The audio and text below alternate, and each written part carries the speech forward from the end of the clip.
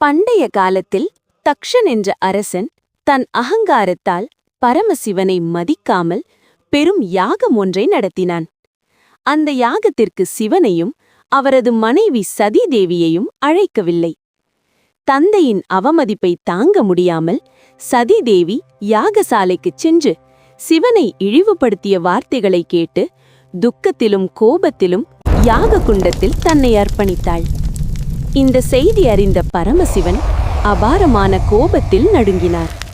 தன் ஜடாமுடியை பிளந்து அந்த தீய கோபத்திலிருந்து ஒரு பயங்கர ரூபத்தை உருவாக்கினார். அவரே வீரபத்திரன். எரியும் கண்கள், கையில் கொடிய ஆயுதங்கள், தர்மத்தின் கோப ரூபமாக வீரபத்திரன் தோன்றினார். சிவனின் கட்டளையின்படி வீரபத்திரன் யாகசாலையை அழித்து தேவர்களின் அகங்காரத்தை நசுக்கி தக்ஷனின் தலையை வெட்டி அநீதிக்கு முடிவு வைத்தார். பின்னர் தேவர்களின் வேண்டுதலால் சிவன் கருணை கொண்டு தக்ஷனை உயிர்ப்பித்தார்.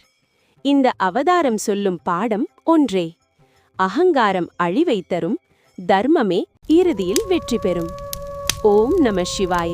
இந்த வீடியோ உங்களுக்கு பிடித்திருந்தால் தயவு செய்து லைக் செய்யுங்கள், பகிருங்கள் மற்றும் எங்கள் சேனலை சப்ஸ்கிரைப் செய்யுங்கள்.